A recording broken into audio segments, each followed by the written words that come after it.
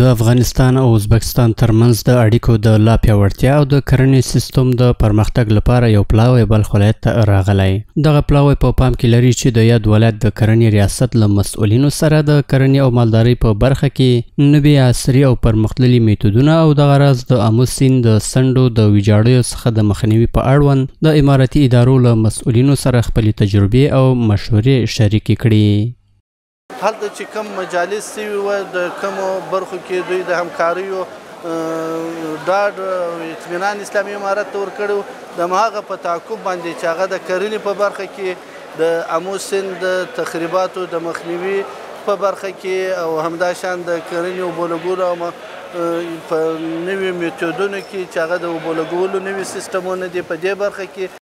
د اسلامي امارت د کرنې او مالدارۍ وزارت د دې چارواکي په وینا دغه پلاوی د بلخ ولایت د کرنې او مالدارۍ له مسؤلینو سره د نویو کرنیزو تجربو او میتودونو د شریکولو سربیره پلان لري چې په 10 هکتاره کرنیزه ځمکه باندې 20 ټنه وریځې او 15 ټنه د پنبې اصلاح شوي تخمونه وکري او په دې برخه کې به خپلې نوې کارول شوې طریقه هم له مسؤلینو سره شریکه کړي.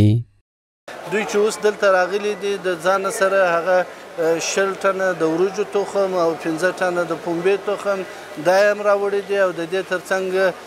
پر 10 هکتاره ځمکه باندې به دوی د ابیارۍ نوي سیستمونه هم دلته فعاله کوي او دلته زموږ د خصوصي سکتور چې د زراعت او د کرنې په برخه کې کار کوي د هغو سره به دوی